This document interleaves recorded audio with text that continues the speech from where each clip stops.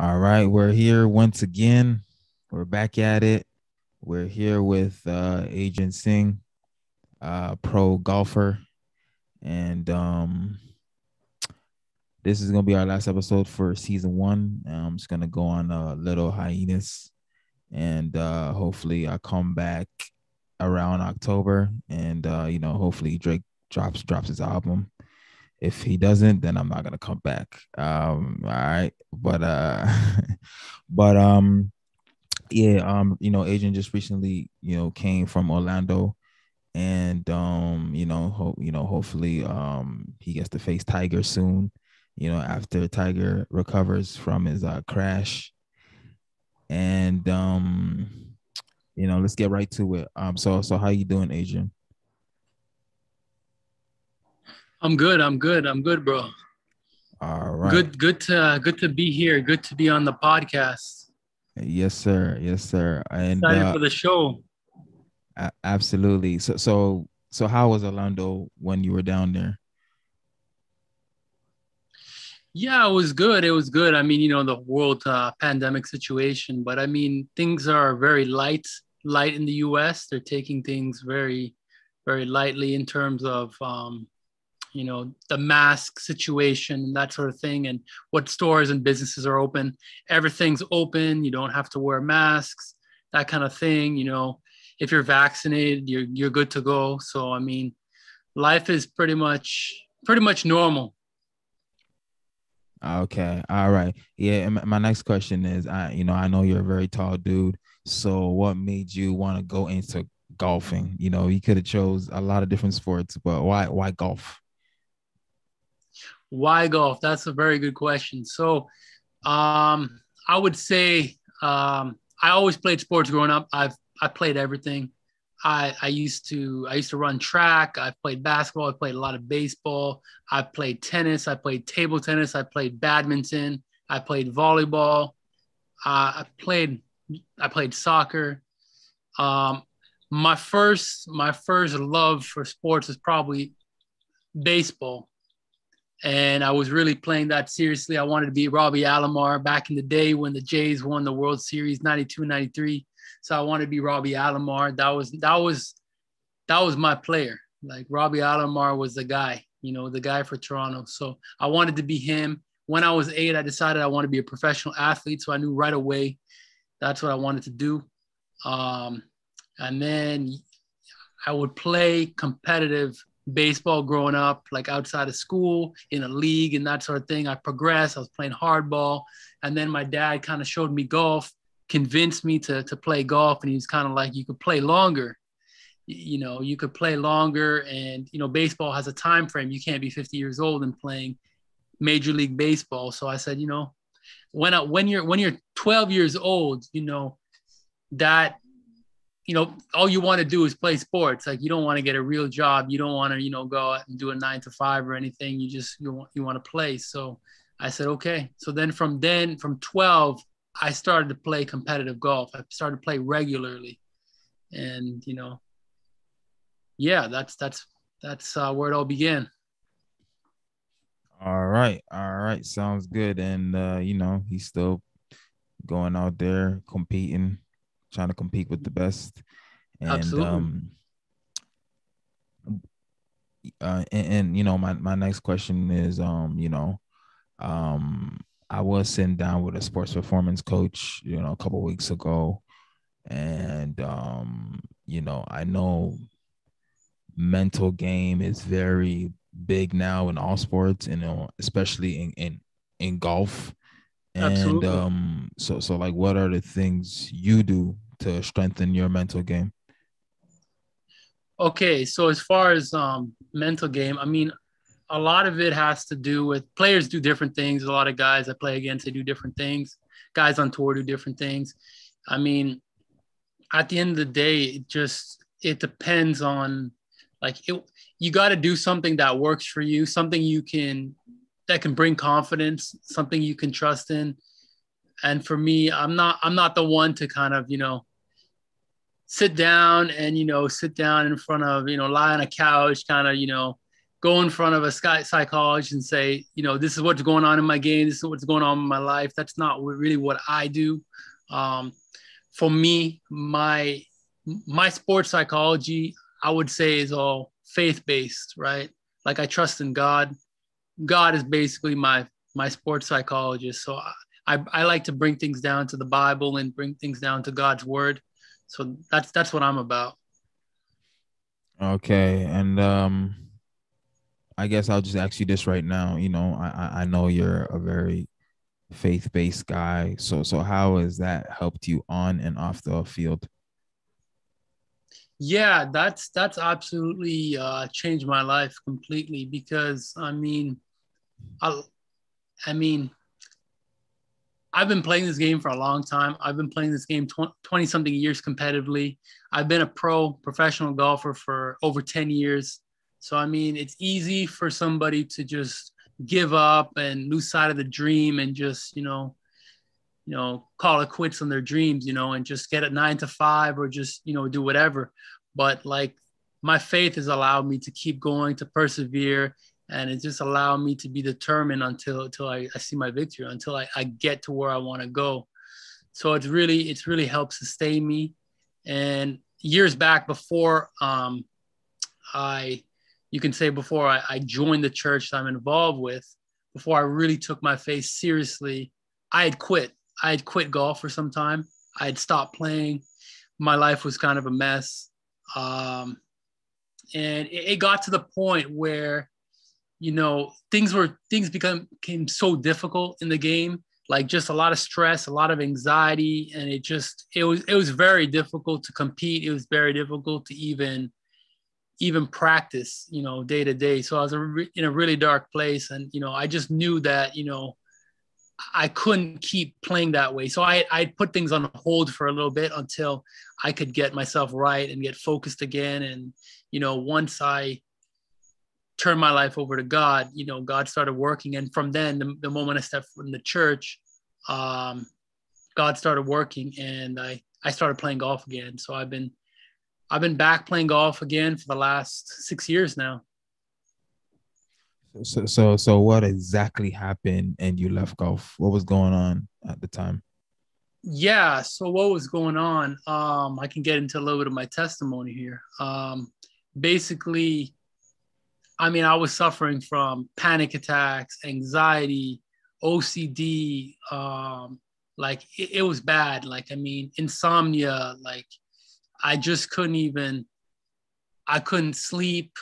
I couldn't sleep properly. Like just very, very overwhelmed, bad dreams, bad thoughts, just a lot of negative thoughts coming through my head. And it was really a struggle. It was really a struggle just to live ordinary life. What seemed to be ordinary things that people would do became a real struggle and a real burden, and yeah. Okay. All right. Sounds good. You want me to elaborate on that a little bit more, or? Hey, if you got more to say, go ahead. Okay. Yeah. So, my lowest point was, I checked myself in. I tried to check myself into a mental hospital, and I was trying to get them to just give me some kind of drug, some, antidepressants, anti-anxiety meds, something. And, I told them the situation. They just couldn't help me. There was nothing, they had nothing. They basically sent me home, and I was more depressed than ever. So I suffered through depression, anxiety, OCD, panic attacks, like that whole kind of world, that whole dark world. I went through that. And it's only through God that, like, I'm standing here today, and I'm still fighting. I'm still going on, and I'm free of all that stuff now. Praise God, and I'm back in my sport. Okay. Cool. Absolutely. That's a great testimony. And I really wanted to ask you this. I'm a really clean eater, and I know you're vegan, That's and right. I asked ladies in the past, what is veganism, and they explain it to me, but I still don't really understand it. So what is veganism, and what can you and can't you eat? Yeah. So basically, I've been a vegan as far as vegan diet. I follow a plant-based diet from 2018. February 9th, 2018 is when I started that lifestyle. So we're going on over 3 years now. So just to clarify, in case some people want to, there's some people that, hate and they want to troll and that sort of thing. But I'm a plant-based eater. I'm 100% plant-based eater.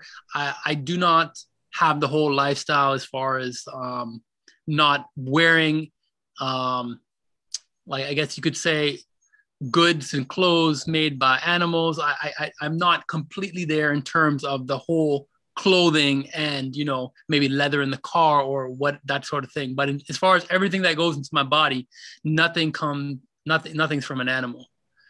So basically, what I eat is, if it comes from an animal, I don't eat it, and that includes things even as specific as honey. I don't eat honey. I will not do butter. I will not do honey. I will not drink milk. No cheese. No animal byproducts. Even if it doesn't. Not even almond milk. I'll do almond milk, which is made from almonds. Okay. But I will not do anything, any byproduct or anything that's made from an animal. That sort of thing. Okay. And I found that it's really helped my health. It's really leaned me down a lot, given me more energy, just been a lot better on my body. Okay. Digestion wise, recovery wise, it's a lot better. I'm a lot more hydrated, got more energy, can train longer, I would say I could focus better. Definitely got leaner. I rarely ever get stomach issues. I rarely ever have like digestion issues, So yeah, it's just been, I just try to eat food in their natural state. And I try my diet. Once in a while, the Beyond Meat thing is a very big thing. And, a lot of vegan meats and vegan products simulating animal foods is a big thing right now. I try to base my diet off whole foods plant-based. So not the fake chicken nuggets, not the fake fish, not the fake this, the fake burgers. I mean, I'll eat the occasional one, but I won't base my diet off that. Okay. And February 9, 2018, what made you get into it? Yeah, I got into it because I got into it mainly because of health reasons, to be honest with you. And I didn't like the whole concept of I did a lot of research, and there's a lot of stuff coming out right now. I mean, there's Forks Over Knives. T. Colin Campbell did some great work with Forks Over Knives. It's a documentary, and it's that's really good. What the Health is really good on Netflix. Game Changers on Netflix is a really good documentary as well. A lot of athletes are changing over to that. So I did it for performance and health reasons. I always believed that less animal products, less meat would be better in the long run. However, I came from the world of sort of like the bodybuilding fitness industry world, where I was just, eating, 5-6 chicken breasts a day, brown rice, broccoli, that kind of thing. Like, I was all about chicken breast, get my whey protein in, get my mass gainer in. I was all about bulking. And it's just like, you just can't, in my head, I knew that there's just no way that can be healthy long-term. Like, consuming that much animal protein cannot be a good thing at the end of the day. So from then I just started doing research, and I just found that, a lot of vegan people, they're healthy. I mean, they're performing just as well, if not better. They have lots of energy. They're very strong. So they're able to compete. You know, a lot of top athletes right now are switching over to this vegan diet. You know, so it's not a fad. You know, it's the real it's a deal. lot of nutrition. It's the real deal. Okay. Real deal, absolutely. Okay. So like on let's say on game day, what Yeah. is your meals look like? Oh, okay. So on game day, my meal of choice in the morning. Well, I mean, I like to drink water in the morning, to start. But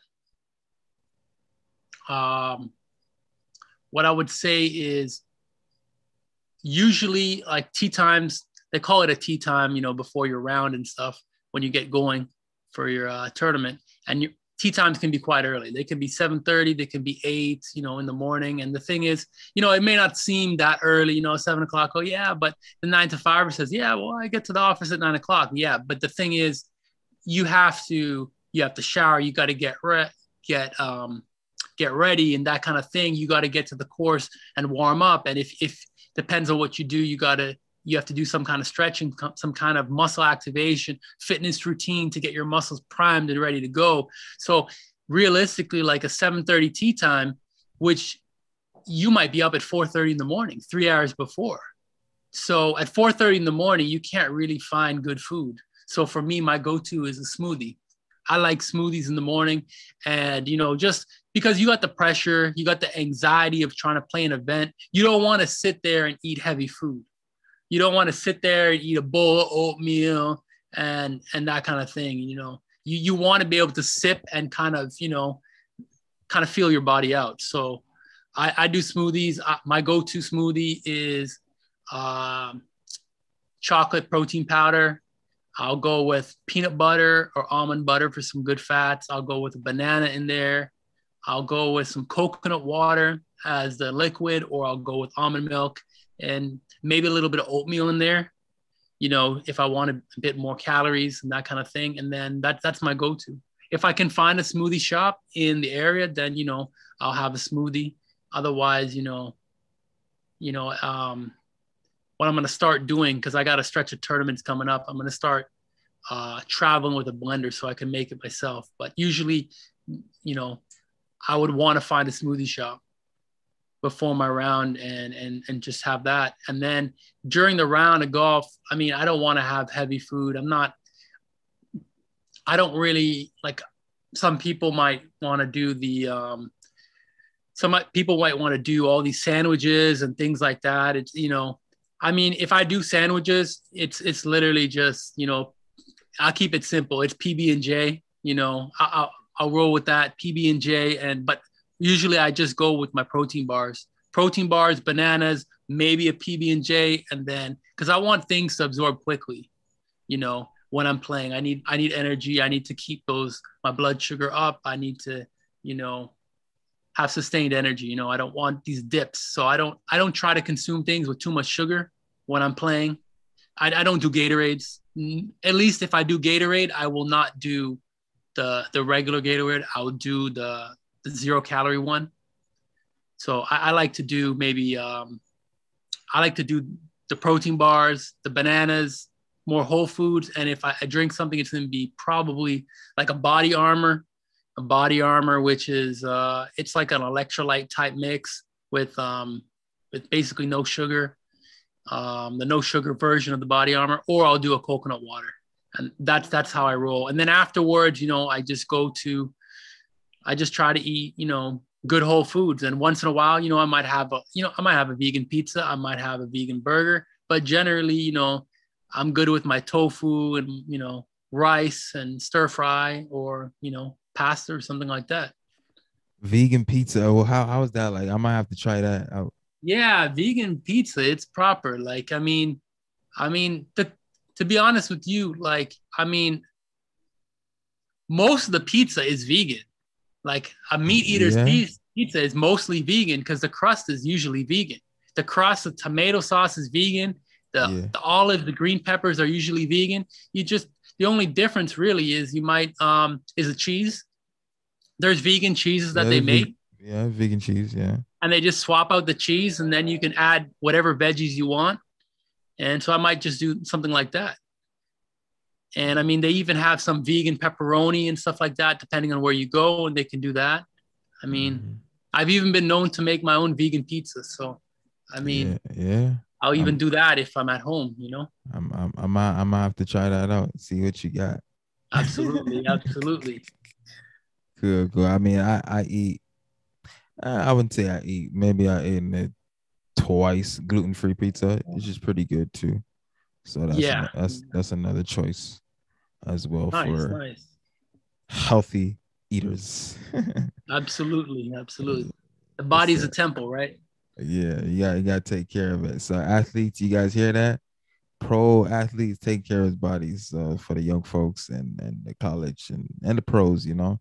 You gotta take care of your body or else it's gonna break down and you can't do what you want to do on the field, on the court, and play at a high level, you know what I mean? So you gotta take care of the mental and the body and the physical as well. And just winding down, you got anything coming up in terms of competition? Yeah, I do. I have a full stretch of tournaments.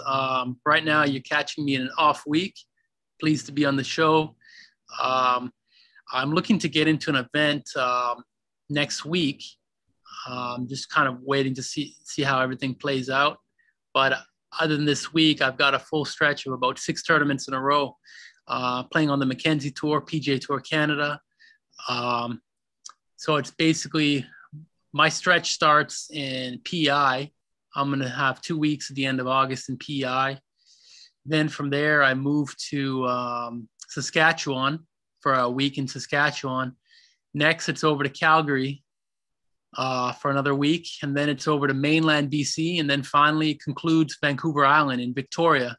I got the last week. So I'm not going to be back for a while till probably beginning of October. Wow. That's a long stretch right there. It's a stretch. So, you know, you got to make sure you're eating right. You gotta get in the gym, got to get the workouts in, you know. Okay. I just thought about this right now. Would you get a personal chef on the road? I mean, I would when I'm on the PGA Tour, you know, because really as an athlete, I mean, there's a lot of things going on and you just, I mean, there's obviously you got to do, interview sometimes at whatever tournament it is. You know, there's different things. There's a lot of things like checking in and out of hotels, booking flights, signing up for tournaments, you know, these kind of things. You know, there's different player meetings and these kind of things that you have to follow up with. And maybe you might be playing in a pro-am where that's where a professional golfer will play with the sponsors of the event, you know, that sort of thing. So there's a lot of things going on. And of course you still have your regular life, you know, your wife, your girlfriend, you know, your family, that kind of thing. So there's your social life. Like, you know, there's a lot of things to balance. And, you know, sometimes as an athlete, you need to be able to just focus on what you need to do. You need somebody to just take care of something. That's why a lot of athletes just build that team. You just get it. You get your trainer, you get your golf coach, you know, if you have your chef or whatever, you have your massage therapist, your physiotherapist, you know, you have that team of people, you have an agent or, you know, these kind of things, you know, just to make it simple. So you can just focus on what you do best, you know? Yeah, absolutely. Masseuse is very important. That makes a big difference. Exactly. I tell you. Absolutely. But yeah, you know, thank you for coming on. You know, I just wanted to switch it up for the last episode. You know, I guess in the near future, you know, we'll bring different sports in. But you know, for this one, I just wanted to bring Adrian in. And you know, thank you once again for tuning in. And we're here with Adrian Singh. And you know, you want to give out your info if you got any info? Yeah, you already know. Yeah, you can hit me up. You can follow me at Adrian Singh Golf on my IG. That's at Adrian Singh Golf on the IG. You know, I mainly just go by that. Working on a web page. It's gonna be up and running sometime, but for right now, it's just hit me up on the Instagram, you know. All right, you guys heard it. You got it. All right, peace.